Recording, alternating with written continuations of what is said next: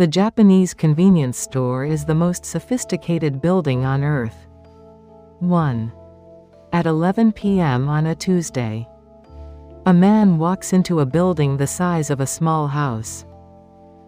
He buys funeral incense, a hot dinner, pays his electricity bill, prints government documents, withdraws cash, and leaves in 5 minutes.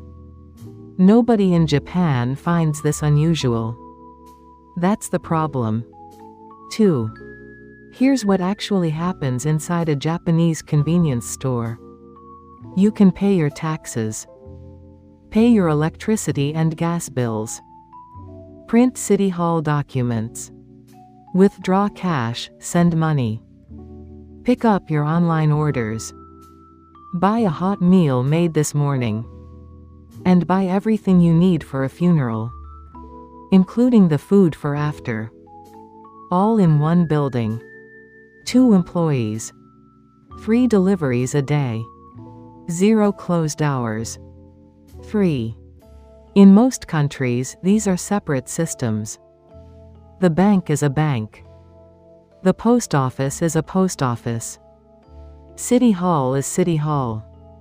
Each has its own hours, its own line, its own reason to make you come back tomorrow.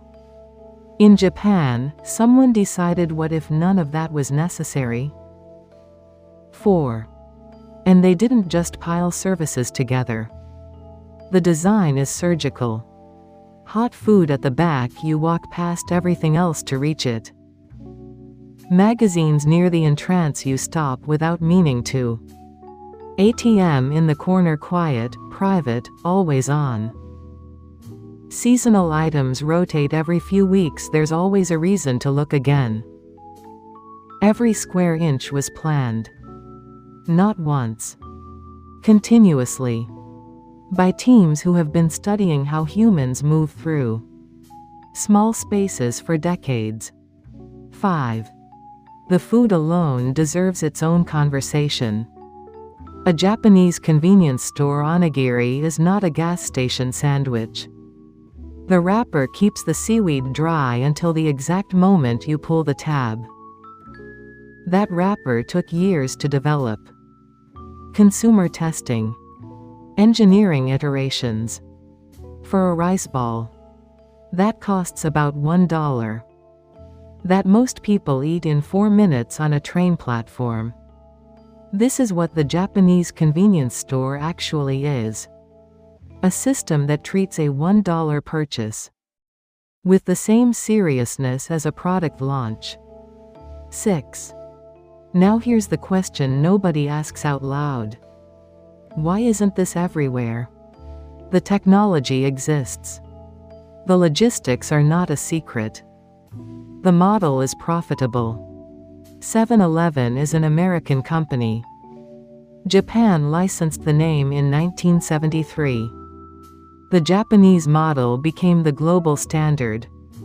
So why does the rest of the world still have gas station sandwiches under heat lamps?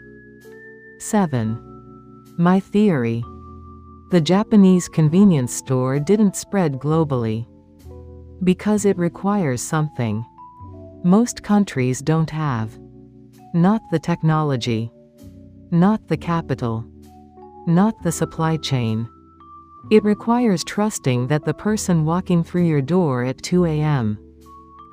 wants a hot meal and a tax receipt, and that your staff will treat them accordingly, and that the system will work silently, without supervision, without incident.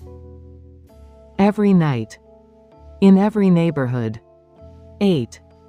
Japan built an entire civilization layer on top of the convenience store. Elderly people in rural areas who can no longer drive. The Conbini is their lifeline. Workers who leave before dawn and return after midnight. The Conbini is their kitchen. People handling a death in the family, alone, at 11 p.m. on a Tuesday. The Conbini has the incense. It's not a store. It's what happens when a society decides that no one should be without what they need, and then engineers that decision into architecture. 9. The rest of the world calls it a convenience store. Japan built something else. It just never bothered to give it a different name. Now you know. Lucky you.